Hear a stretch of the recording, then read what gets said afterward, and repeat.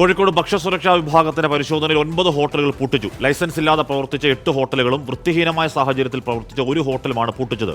11 ഹോട്ടലുകൾക്ക് പിഴ ചുമത്തി. സമീർ സി മുഹമ്മദ് ആ വാർത്തയോട് ചെയ്യുന്നു. സമീർ, എന്തുകൊണ്ടാണ് അത്രയും വിപുലമായൊരു പരിശോധനയുടെ സാഹചര്യം പരിശോധനയിൽ കണ്ടെത്തിയത് എന്താണ് സമീർ?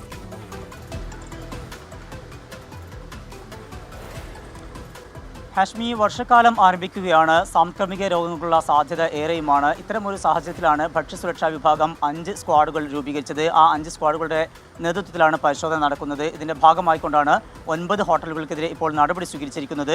8 എണ്ണം ലൈസൻസ് ഇല്ലാതെ പ്രവർത്തിച്ച ഹോട്ടലുകളാണ്. അതുപോലെ തന്നെ ഒരെണ്ണത്തിന് വൃത്തിഹീനമായ സാഹചര്യത്തിൽ പ്രവർത്തിച്ച പശ്ചാത്തലമുണ്ട്. ഇത്തരം കാര്യങ്ങൾ പരിശോധിച്ചുകൊണ്ടാണ് ഈ 9 ഹോട്ടലുകൾ പൂട്ടാനുള്ള നിർദ്ദേശം നൽകുകയും അത് ഇപ്പോൾ പൂട്ടുകയും ചെയ്തിരിക്കുന്നത്. കൂടാതെയാണ് 11 ഹോട്ടലുകൾക്ക് പിഴ ചുമത്താനും തീരുമാനിച്ചിരിക്കുന്നു. മാത്രമല്ല 12 ഹോട്ടലുകളിൽ വൃത്തിഹീനമായിട്ടുള്ള സാഹചര്യത്തിൽ പ്രവർത്തിക്കുന്നു എന്ന് കണ്ടെത്തിയിട്ടുണ്ട്. ആവശ്യമായിട്ടുള്ള ക്രമീകരണങ്ങൾ നടത്തണം എന്നാവശ്യപ്പെട്ടുകൊണ്ട് ഒരു നോട്ടീസാണ് ഇപ്പോൾ നൽകിയിരിക്കുന്നത്. ഭക്ഷ്യസുരക്ഷാ വിഭാഗം അസിസ്റ്റന്റ് കമ്മീഷണറായിട്ടുള്ള സക്കീർ ഹുസൈൻ്റെ നേതൃത്വത്തിലാണ് പരിശോധന പുരോഗമിക്കുന്നത്. വരും ദിവസങ്ങളും പരിശോധന ഉണ്ടാകും, കർശനമായിട്ടുള്ള നടപടി ഉണ്ടാകും എന്ന കാര്യമാണ് ഭക്ഷ്യസുരക്ഷാ വിഭാഗം വ്യക്തമാക്കുന്നത്.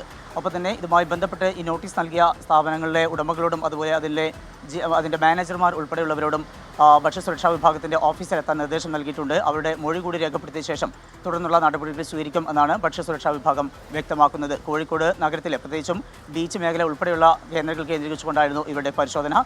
വരും ദിവസങ്ങളിലും പരിശോധന തുടരും എന്നാണ് ഭക്ഷ്യസുരക്ഷാ വിഭാഗം വ്യക്തമാക്കുന്നത്. ഹാഷ്മി.